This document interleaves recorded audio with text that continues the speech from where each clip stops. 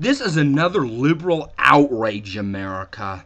I always hear these liberals asking us conservatives, if you cared about healthcare so much and you have these great ideas about it, how come you never did any of it when you were in office? You had all that power. How come you're just lazing around? Well, shame on you, America. We did a lot more with healthcare than you ever could. Remember when Bush signed that bill to Humana, making them a lot more powerful? They didn't have to deal with any of those restrictions, limitations, or anything like that, which made it so it's possible that they could help a lot more people.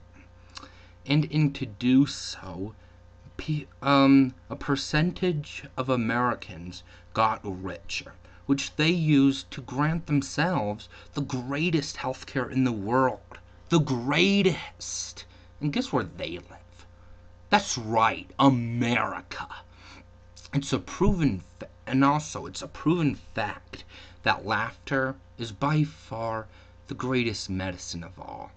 So when you see Bush goofing up on the words or saying nuclear or it's not the pollution that's hurting our environment but the impurity of the air and water, or when we see him dancing like this,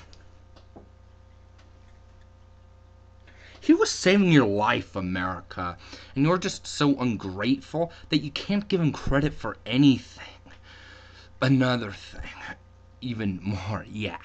When 9/11 happened, he took a month-long vacation. Now, most of the media spun that for him to be negligent, lazy, stupid, and uncaring. Well, shame on you, because it's not at all what happened. He was reading up on even more healthcare and found out that if you reduce your stress, that would strengthen your immune system, making you stronger. It will help your heart, and you will not be sick. At least it will lower your chances of being sick.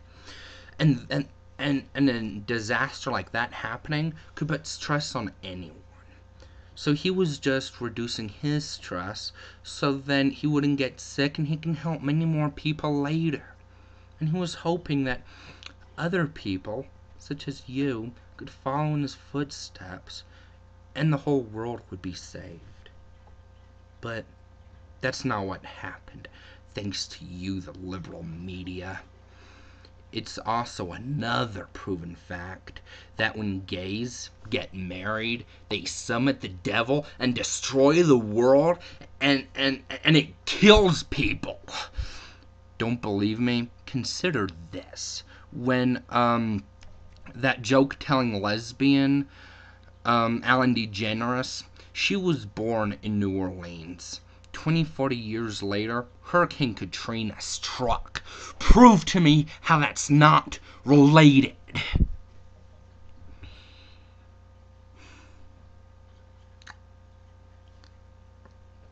That's what I thought. You can't. Okay? We were trying to stop the gay marriage, to stop the hurricanes, to stop the destruction of the earth named as the apocalypse. Now, if anything happens to the world, or anything you would like to call global warming, we blame you. You will not weasel out of it. And because you stood in the way of our healthcare plan, we're going to stand in the way of yours. We will not be silenced. We will not be suppressed. We will not cave in. Even if those bullies or suppressors or cave-in-ears are the 64% of Americans. I'm sorry, but it's a freckle past 5. That means we're out of time. But don't forget, we loved having you around. And the spin stops here on the Will of the Clown factor.